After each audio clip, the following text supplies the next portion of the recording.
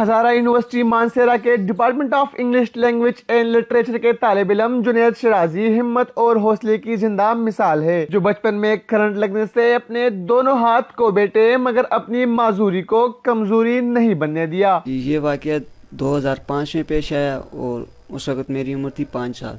تو بچپنے میں ہم سب بچے کھیل رہے تھے اور کھیلتے کھیلتے بچوں نے کہا کہ کھمبے پر چڑھتے ہیں، بچپنا تھا تو اس لیے میں نے ان بچوں کی بات کو دل پہ لے کے اوپر کھمبے پہ چڑھ گیا اور اس وجہ سے یہ واقعہ پیش آیا۔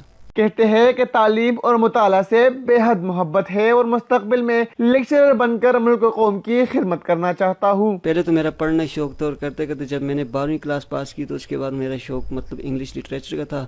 پھر میں نے اس کے بعد انگلش لٹریچر میں داخلہ لیا اور کرتے اب میرا 3rd سیمسٹر انگلش لٹریچر میں، اور میں انشاءاللہ BS کر کے اس کے بعد MS کرا تھا اور پھر انشاءاللہ کسی جاب وغیرہ ٹیچنگ یا لیکچرر جو بھی ہو۔